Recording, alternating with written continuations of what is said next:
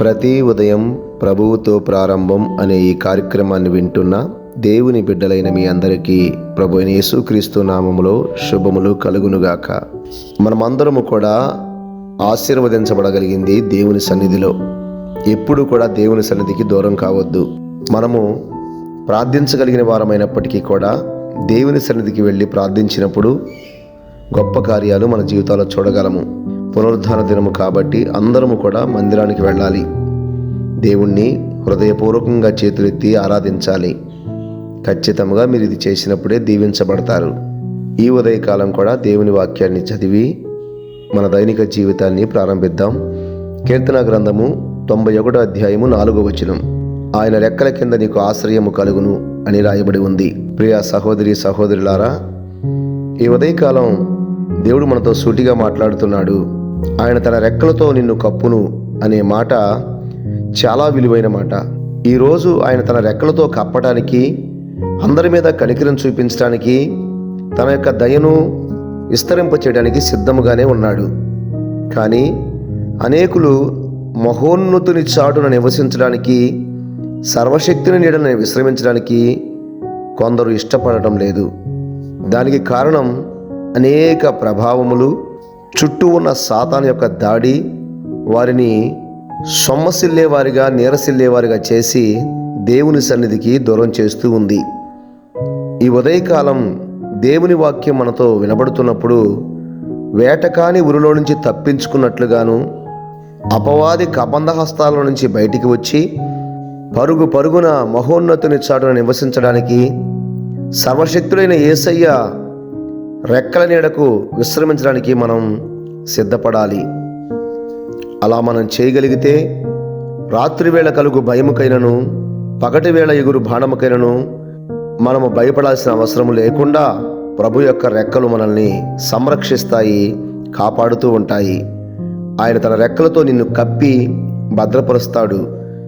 నీవు నేను ప్రభు విషయంలో నమ్మకస్తులుగాను, దేవుని యొక్క ఆలోచన గ్రహించుకునేవారుగాను ఉండాలి అంటే ఖచ్చితముగా దేవుని సన్నిధికి మనము చేరి ఆయన ఉపదేశాన్ని విని ఆశీర్వదించబడిన వారిగా మార్చబడాలి. అప్పుడు నీ పక్కన 1000 మంది పడినను, నీ కుడి పక్కన 10,000 మంది కూలినను అపాయము నీ యొద్దకు రాకుండా ఆయన నీకు సహాయం చేసి బలపరుస్తాడు. నీవు కన్నులారా చూస్తుండగా ఎన్నో ఆశీర్వాదాలు నీ కుటుంబీకులు ఆనందంతో, నీవు కన్నులారా చూస్తుండగా ఎన్నో విషయాల్లో దేవుడు నిన్ను కాపాడుతూ బలపరుస్తూ ఉంటాడు.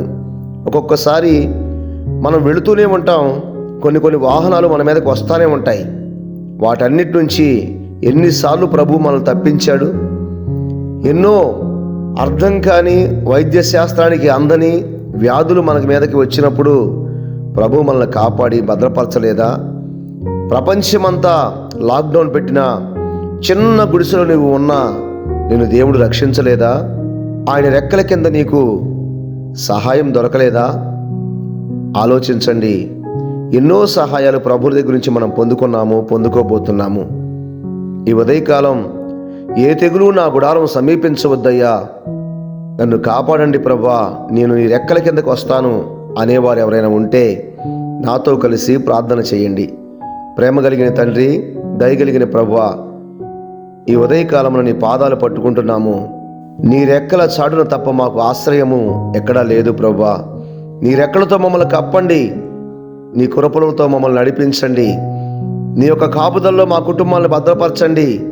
ఇంతవరకు మాకు చేసిన ప్రతి మేలు నిమిత్తం పరుగున నీ సన్నిధి చేరి మహోన్నతుని చాటున నివసించి 2 చేతులెత్తి కృతజ్ఞతాస్తుతులు చెల్లించి ప్రభువుని ఘనపరుచుకునేవారిగా, స్తుతించుకునేవారిగా మా జీవితాలను కట్టమని, మహిమ ఘనత ప్రభావాలు నీకు ఆరోపించుకుంటూ మా రక్షకుడు నీ ప్రియకుమారుడైన యేసుక్రీస్తు నామములో ప్రార్థించి స్తుతించుచున్నాము పరమ తండ్రి.